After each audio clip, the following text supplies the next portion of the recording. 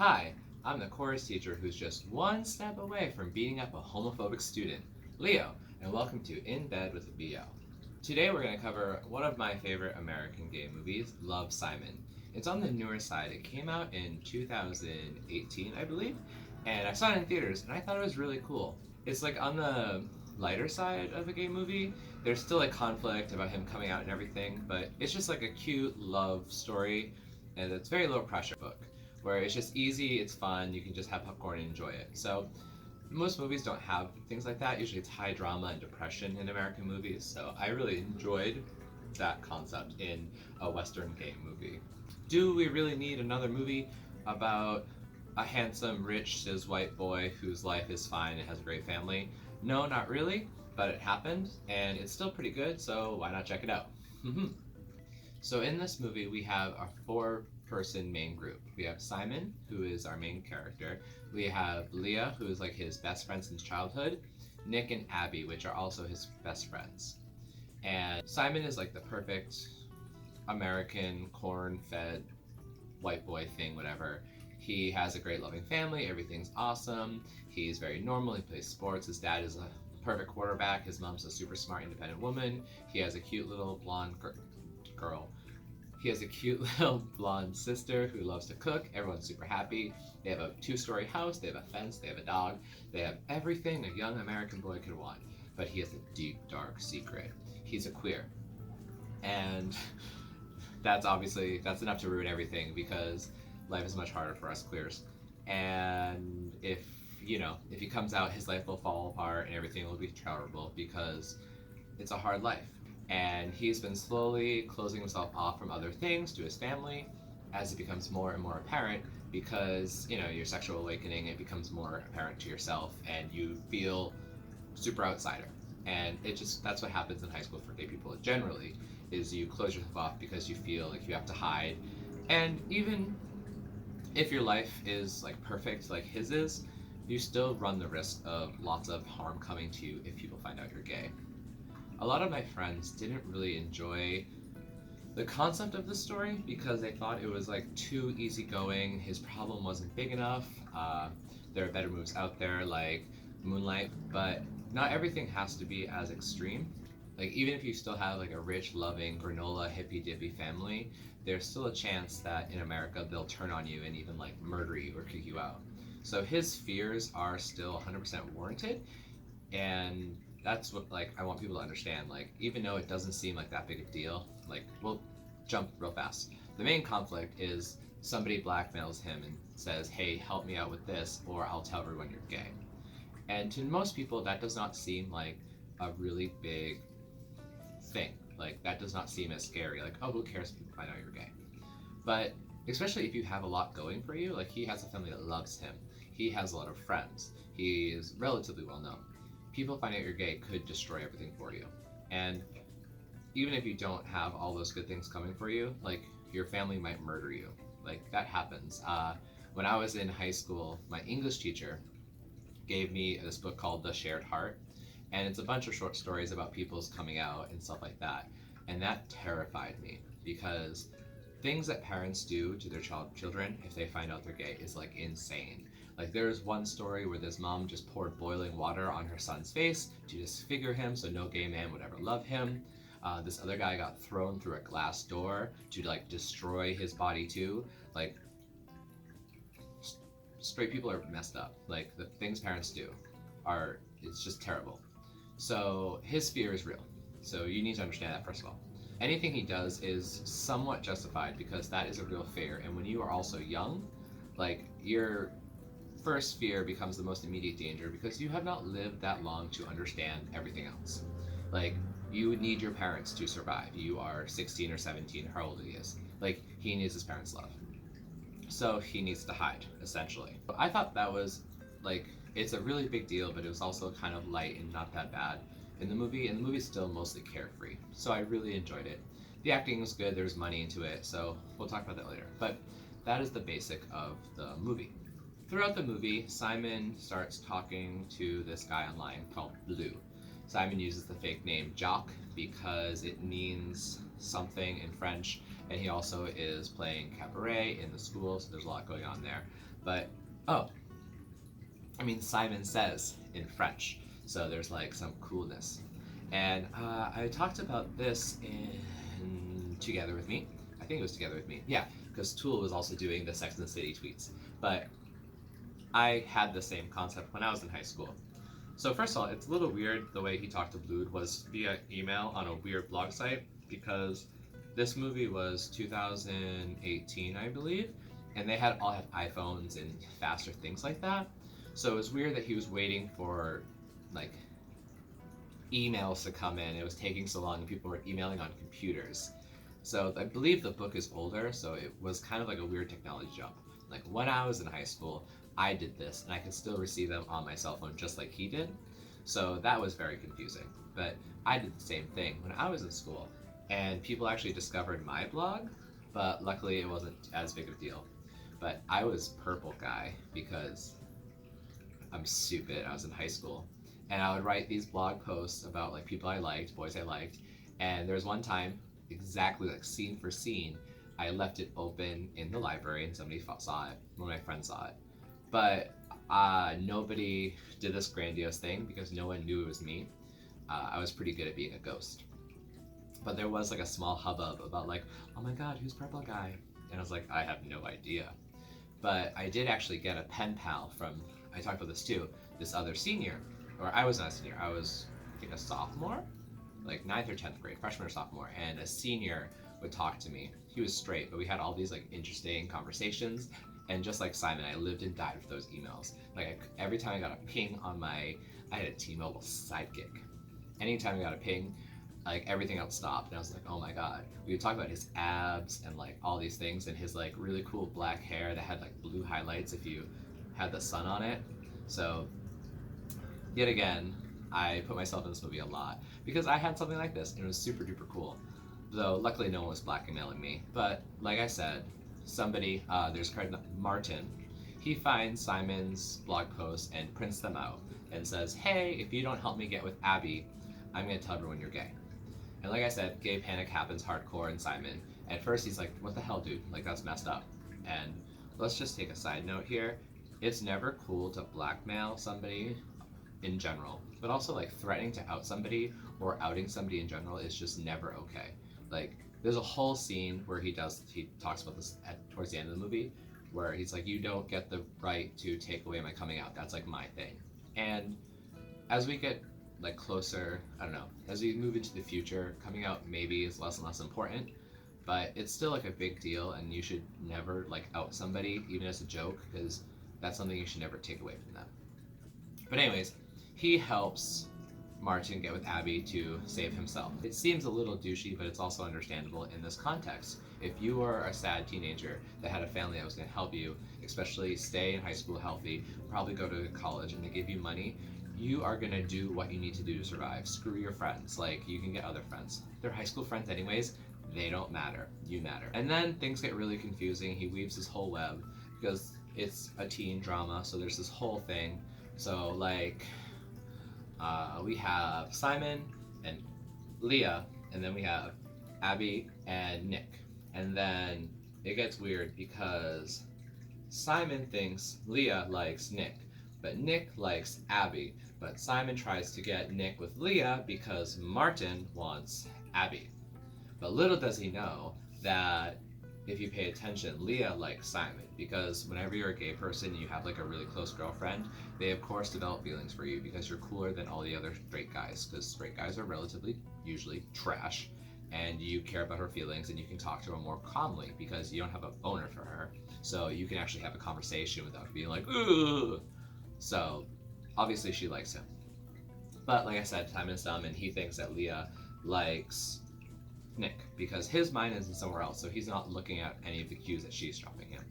So this becomes a really weird love polygon of sorts, and everything gets messy, and of course everything turns out to be a big mess towards the end because it's a movie, so of course, you know. One of the things I really liked about this movie is he starts trying to figure out who Blue is by like imagining other people, and I totally did this with my blog email person, After a while, I finally figured out who he was, but it was the same thing where anybody who looks at you a little too long or something like that, you go off in your whole imagination of all the perfect things that can happen. And I thought that was really cool because I did the same thing, and it was just fun and sweet. And it's kind of the same thing like when you don't know something, your brain invents the most ideal situation. That's why like a mask is really cool because when you wear a mask,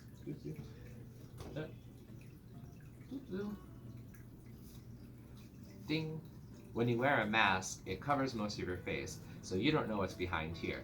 And you start imagining like best case scenario face going down here. So your brain's gonna think the person is much more attractive than maybe they really are because you can't see, and you're gonna fill it in with what you want. And the letdown happens. I'm sorry. But he starts imagining he has 3 mystery men, and he imagines each one in like these really cute scenes, and I love it, and I think it's really cute. And I did the same thing. One of them has during Christmas time, and there's a kiss under the mistletoe, and like that's everyone's dream, isn't it? It's like super cute. So I really like that too. Like this has so much good, like cute, clean fun. Watch it. Another really cute scene, or it's actually just like really funny because of the world we live in now. But they eventually it's a high school movie, so they have a giant party. It's a Halloween party. And Bram, who's played by Keenan Lonsdale, who is also Kid Flash in the CW's Flash, which is a really good show. You should check it out. He is the cutest thing in the world, and he makes a great Wally. So check out the Flash. But anyways, he plays Bram in this, and he's dressed as Obama. And he has this line where he goes, "I hope Trump doesn't tarnish my years at an office." And rewatching this for this video made me like laugh cry, because like he just got impeached for the 2nd time, and of course he tarnished everything because he's a pile of poo.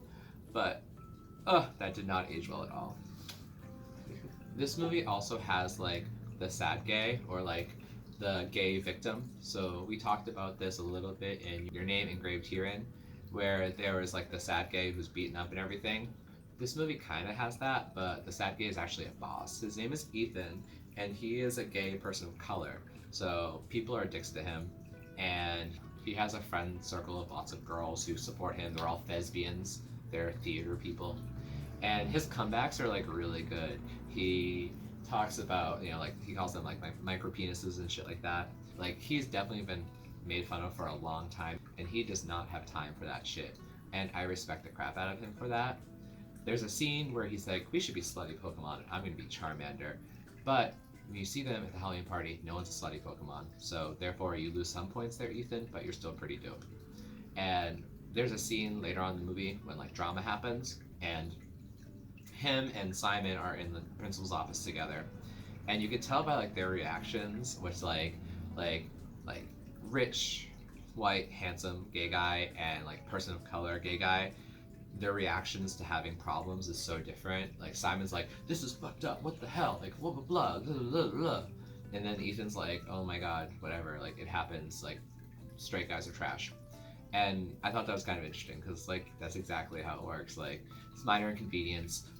People like me, like we blow the fuck up, and then like a stronger willed person who's like been through shit more often has been like, yeah, like stop being a summer bitch. They talk about Game of Thrones a lot in this, and it's like, stop being such a child of summer, like calm the fuck down. There's also Miss Albright, who's the chorus instructor, so they're doing cabaret. And Miss Albright is dope as fuck. She's super funny, and I adore her for that. And another scene, when the poop hits the fan, this is why they go to the principal's office.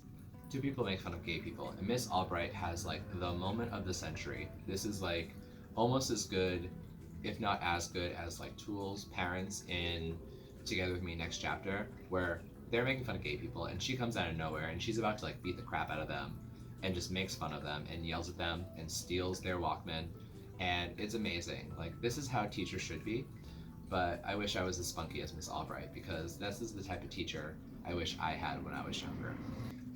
Speaking of Tool's parents in Together With Me Next Chapter, the parents here handle the coming out story not as well as his parents did. It's really weird because you have like the football player guy. He's like the strong macho guy, and he doesn't handle it super duper well, whatever, you expect that. But the mom is a therapist. Also, lots of like gay people who have like messed up stories, their parents are therapists, so that makes sense. But when he does this, they just kind of like remain silent and don't comfort him at all, don't do anything for him. And I understand the concept of like, oh, like you should talk to us when you're ready, blah blah blah. But like as a parent, you should try your hardest to like make everything as perfect as you can for them. Like it's hard for them. Like you don't have to force them to talk, but they should have taken they should have taken better steps to like make him feel comforted. At least offer a hug or try to like extend the olive branch. Like they waited days or like weeks. I'm not sure how time worked in that scene, like this that time period in the movie, but like it took them way too long. The sister, she tries really hard, and there was a part where he like yells at her, and it really broke my heart because she tried, she was good, but she was young and she just doesn't understand. So the parents were failures, which was very upsetting. But that's like what I was telling you about. Like you don't know. Like you think these hippy dippy granola crunching parents are gonna be like, oh my god, you're gay, we love you. Here's our pride sticker. But when it happened to them, they still didn't process it as fast, which is understandable. But you know something's up, and you still need to try as hard because you're the parent here. He's still a child, so I didn't really like that. Tool's parents in Together Be Next Chapter are still gold star parents. Everyone should watch that scene and understand how to be a good parent if your child is gay. Yeah. When the shit does hit the fan, everybody reacts in like crappy ways anyways. Like all of his friends get mad at him because of the whole web of lies that we talked about earlier.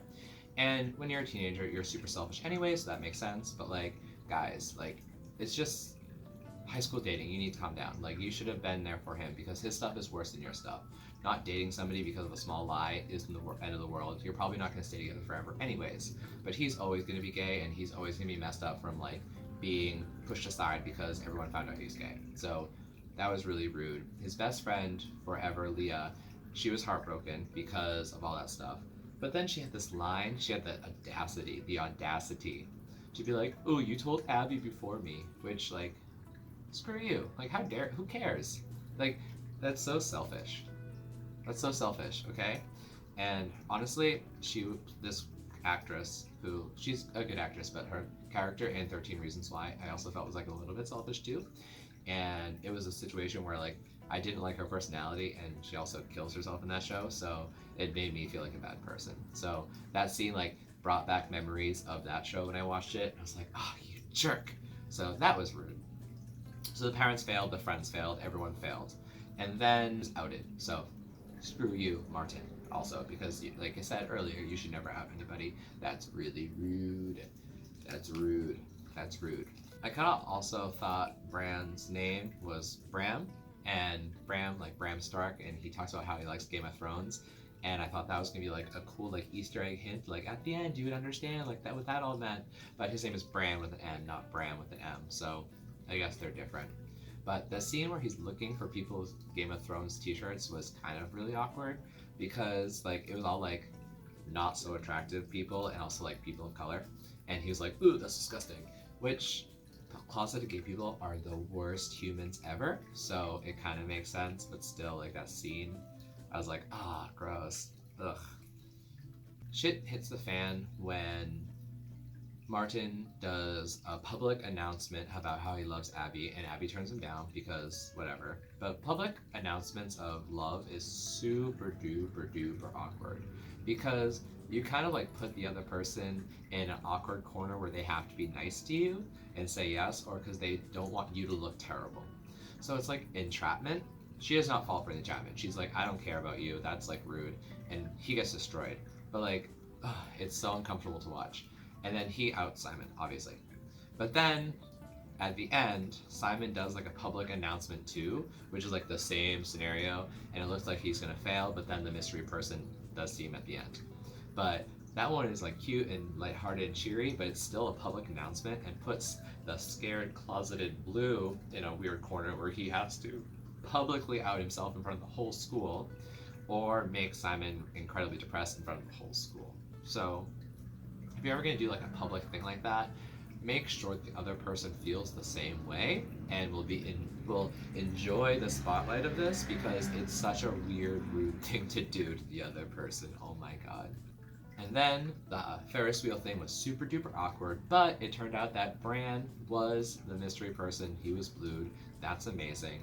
The whole Jewish thing was there to throw you off because you would not expect the really cute black guy to be Jewish. So I think he is a mixed race person. So him and Abby are both mixed race people, which is kind of cool to have like that going on. But they also both come from broken families, so maybe that's like a little weird. But I thought it was really cool.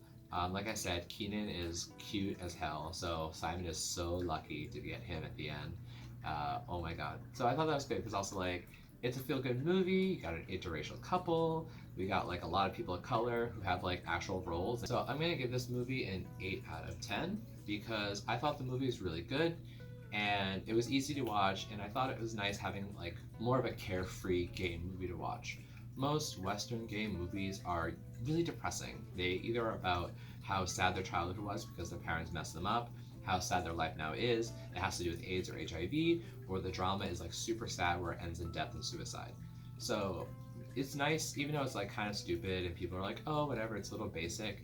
It's nice having just kind of like an easygoing gay movie to watch. It's simple, it's fun, and there's money in it. It's like it was a mainstream movie you could see in theaters. Everyone saw. So I thought that was really cool. There's even a sequel that was on Disney Plus, but Disney Plus did this like weird douche move where it was actually like really popular, but then they moved it away from Hulu onto like a smaller streaming service, which really limited the views. And that was like a weird drama. So that was really sad. I hope to watch that series soon because people said it was pretty good. But it might not continue because Disney Plus did like that douche move. So kind of screw you. But anyways, definitely check this movie out. It was super duper fun. It used to be on Netflix, but I don't see it there anymore. But maybe buy it or see where you can watch it. I'm going to read the book soon to see if the book is better. So I might do a video comparing the book and the movie. But the book is usually better, so who knows. Things I'm doing right now, I'm still watching Manor of Death. I'm still behind, but I'm the episode before all the kissing and sex happens. So all Instagram is talking about that. So I'm really excited for that because Max and Tool, like I said, are life. And I'm really loving Color Rush. Korea is pushing out some good stuff right now. Color Rush is amazing.